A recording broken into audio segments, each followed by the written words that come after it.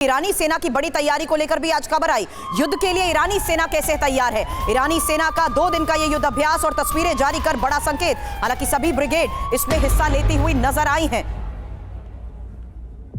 तो अमेरिका और ईरान के बीच बढ़ती तल्खी अब कैसे तीसरे विश्व युद्ध की पटकथा लिख रही है, इस बारे में एक्सपर्ट्स के साथ भी मैं चर्चा करूंगी। 2 खास मेहमान स्टूडियो में मेरे साथ हैं, लेकिन इजरायल सीरिया बॉर्डर पर मौजूद हमारे सहयोगी मनीष झा इस वक्त हमें बता रहे हैं कि किस तरीके से अलग अलग वॉर फ्रंट को देखते हुए ये एक्सक्लूसिव जानकारियां TV9 भारतवर्ष दे रहा है। लेकिन अब इस खबर को लेकर ये समझिए कि कैसे अमेरिका ईरान के बीच बढ़ती तल्खी तीसरे विश्व युद्ध की पटकथा लिख रही है। आपको ये बताने और समझाने की हम कोशिश कर रहे हैं, क्योंकि यहाँ इजरायल गाजा युद्ध जिसका 21वां दिन है, लेबनान इजरायल टकराव को लेकर भी मैं चर्चा करूंगी, क्योंकि हमास के हमले और इजरायल के पलटवार के बाद लेबनान बॉर्डर पर भी एक्टिविटी बढ़ गई है। और यही वजह है कि हमारे सहयोगी वहां से भी लगातार हमें ग्राउंड रिपोर्ट्स भेज रहे थे। हालांकि आतंकी संगठन हिजबुल्ला और इजरायली सेनाएं एक दूसरे पर लगातार गोलीबारी कर रही थी। अब साइप्रस, जहां पर अमेरिकी युद्धपोत मौजूद है, एक इंपॉर्टेंट स्ट्रैटेजिक पार्टनर है, और यहां पर भी मैरीटाइम सिक्योरिटी और रीजनल स्टेबिलिटी को देखते हुए गतिविधियां जिस तरीके से बढ़ाई जा रही है,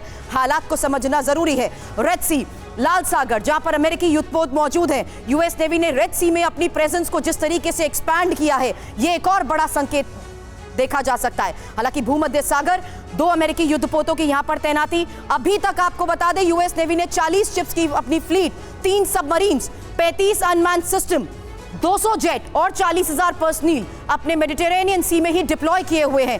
क्या मतलब निकलता है इसका? क्योंकि हथियारों से भरे 80 अमेरिकी बेड़े विमानों से मध्य पूर्व में भी गश्त की खबर आ चुकी है।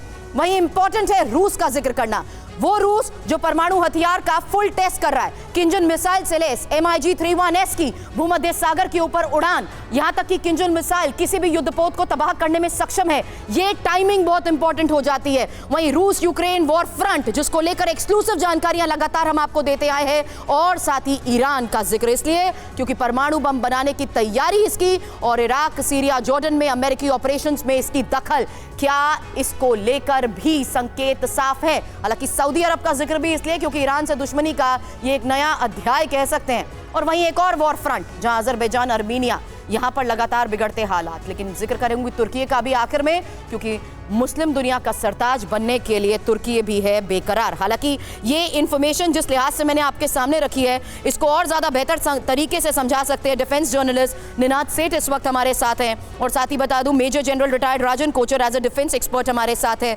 निनाद, इसी चीज का मैं जिक्र कर रही थी, और ये इंपॉर्टेंट हो चुका है इस मैप के जरिए इन तमाम लोकेशंस का जिक्र करना, जहां हम एक ऐसे वॉर फ्रंट को देखते हुए बिल्कुल नकार नहीं सकते, क्योंकि ये हलचल, ये गतिविधियां जिस तरीके से यहां पर बढ़ती जा रही हैं, तनाव की स्थिति कई महीनों से यहां पर कायम है।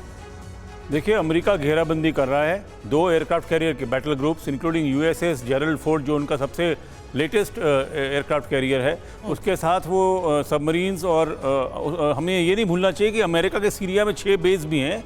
अमेरिका की 5th फ्लीट बहरीन में है, जहाँ पे एक और एयरक्राफ्ट कैरियर है, और भूमध्य सागर में उनका 3रा एयरक्राफ्ट कैरियर है। तो चारों तरफ से ईरान को एक डेटरेंट धमकी दी जा रही है कि अगर आप कुछ भी सोचते हैं या कुछ भी करते हैं, तो उसको सोचने या करने से पहले आप हमारी प्रेजेंस देखिए, हमारी कैपेबिलिटी देखिए। और ये जो आपने कल अटैक बताया, आज अटैक बताया सीरिया में जो हुआ है, वो ईरान बैक्ड ठिकानों पर, उससे उन्होंने फर्स्ट मूव भी कर दिया है। तो टेंशन बढ़ रहा है, खतरा बढ़ रहा है, और कुछ भी अगर होता है तो उसके कंसिक्वेंसेस बढ़ेंगे। ईरान के लिए, ईरान बहुत बड़ा पावर है इस एरिया में, पर ईरान या तो अमेरिका से लड़ सकता है या फिर वो इजराइल से लड़ सकता है। इजराइल और अमेरिका से एक साथ लड़ना ईरान की कैपेबिलिटी में नहीं है अभी।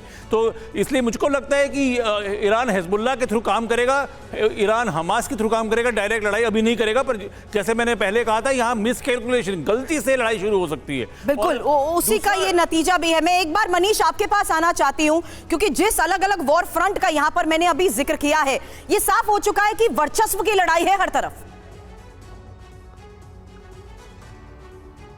बिल्कुल, देखिए, वर्चस्व की लड़ाई है, और सबसे बड़ी बात यह है कि अमेरिका का अब तक जो मिडिल ईस्ट में वर्चस्व था, वो यहां पर घटता हुआ दिख रहा है, और इस बात का एहसास अमेरिका को भी है। और इसीलिए अब अमेरिका को लग रहा है कि मामला हाथ से निकल सकता है। और तभी आप देखिए कि ईरान के विदेश मंत्री अमेरिकी धरती पर रहकर चेतावनी दे रहे हैं। ईरान को लगता है, क्योंकि ईरान के हौसले बुलंद हैं, हमास के हमले के बाद ईरान को लगता है कि उसका एक प्रोजेक्ट सफल हो चुका है, हिजबुल्लाह की तरफ से हो रहे आक्रमण की वजह से उसे लगता है कि दूसरा प्रोजेक्ट भी उसका आगे बढ़ रहा है। और वैसी स्थिति में ईरान को लगता है कि उनके लिए सबसे स्वर्णिम दिन है कि इस वक्त वो अमेरिका को सीधे सीधे चुनौती दे। ये मनीष, ये वर्चस्व की लड़ाई तो मैंने कह दिया, लेकिन अब मध्य पूर्व की स्थिति को कैसे आंका जाए फिर? देखिए, मध्य पूर्व की स्थिति बात सिंपल सी है कि अगर ईरान और अमेरिका के बीच कहीं भी छोटा सा सीधा सा टकराव देखने को मिलता है तो फिर यह मामला बिगड़ जाएगा, जिसका संदेह अमेरिका के रक्षा मंत्री को भी है, जिसका संदेह पेंटागन को भी है। और सबसे बड़ी बात है कि जानबूझकर ईरान उसको उकसा भी रहा है, क्योंकि ईरान को पता है कि अगर मामला ज़्यादा बढ़ा तो रूस ईरान की मदद करने को आ जाएगा।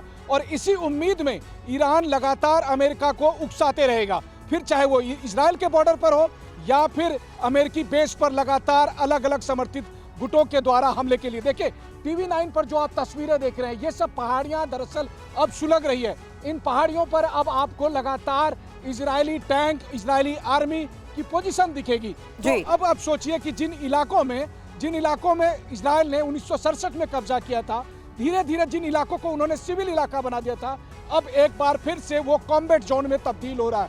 हम लगातार आगे बढ़ रहे हैं, हम करीब गोलन हाइट के एकदम करीब जाने की कोशिश कर रहे हैं, जहां तक कि हमें परमिशन मिले, जहां तक कि हम कह सके। और देखिए, अभी फिर मेरे सामने कुछ आर्मर्ड व्हीकल यहां से गुजरे, जिसे हमारे कैमरा सहयोगी अमित ने कैमरे में कैद करने की कोशिश की। तो और फिर देखिए एक नया टैंक। तो लगातार इस तरह की जो मूवमेंट है टैंक और आर्मी पर्सनल की, वो बढ़ती जा रही है। और उसकी वजह से अगर मैं कहूँ तो इजराइल सीरिया का जो बॉर्डर है, जो धीरे धीरे पहले सुलग रहा था, अब धधक रहा है ज्वालामुखी के तरह, कभी भी वो फूट सकता है। और यही वो सबसे बड़ी वजह है कहने की, मनीष, जहां मैंने आपसे ये पूछा कि मध्य पूर्व की स्थिति को कैसे आंका जाए, क्योंकि इसी बिना पर यह कहा जा रहा है कि ये विश्व युद्ध, तीसरे विश्व युद्ध का सबसे बड़ा संकेत मानी जा सकती है। मैं आपके पास आती हूं, क्योंकि अगर विश्व युद्ध हुआ तो निश्चित तौर पर मध्य पूर्व वजह बनेगा। अब वजह की जहां तक बात करी तो समझिए कि मध्य पूर्व की बड़ी ताकत ईरान न सिर्फ सीरिया बल्कि इराक में भी विद्रोही समूह को लगातार हथियार दे रहा है और अमेरिकी बेस को संकट में डाल रहा है। आपके सामने जो इंफॉर्मेशन होगी अब आगे, और यह भी आपको बताते हैं कि इराकी पॉपुलर मोबिलाइजेशन फोर्स को कितने हथियार दे रहा है ईरान। ये उन हथियारों की डिटेल अब मैं आपके सामने रखूंगी, जहां पर देखिए फज्र-1 रॉकेट को लेकर यह खबर सामने आती है। इसके साथ साथ शाहिद ड्रोन, HM-20 एमेराल्ड।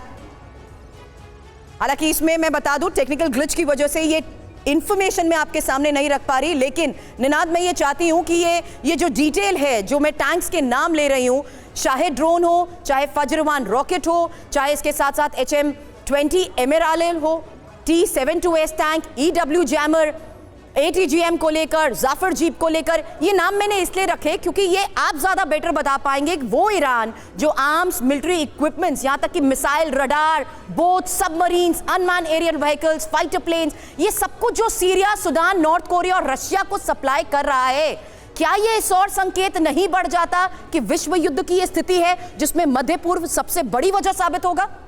देखिए, चिंगारी तो बिल्कुल जल रही है। ईरान के जो वेपन्स आपने मेंशन किए वो केपेबल वेपन्स हैं। जैसे शाहिद ड्रोन ने अपने आप को यूक्रेन में भी दिखाया है कि कितना केपेबल है।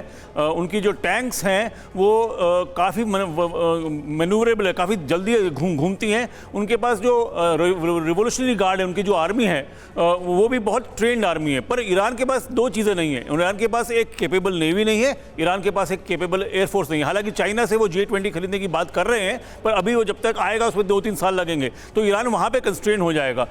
सबसे ज्यादा खतरा अब ईरान क्या करेगा कि ईरान को एक चीज पता है, अमेरिका अपने वेपन्स लाएगा, अमेरिका अपने ड्रोन्स लाएगा, अमेरिका अपनी मिसाइल्स लाएगा, अमेरिका अपनी एयरफोर्स लाएगा, पर अमेरिका अपने सोल्जर्स ग्राउंड पे नहीं लाएगा। और अगर जब ये इस तरह की गारंटी होती है तो ईरान ज्यादा बोल्ड हो जाता है कि अमेरिका अपने सोल्जर्स नहीं लाएगा, हम जो चाहे कर सकते हैं। और उसके बाद कोई ऐसी स्थिति आ सकती है जब अमेरिका को अपने सोल्जर्स लाने ही पड़े। तो मेरे को लगता है कि एक खतरनाक दायरा है। कौन कहां इस दायरे में चलता है, उससे अगले 15-20 दिन में पता चलेगा कि ये वॉर किस तरफ जाती है।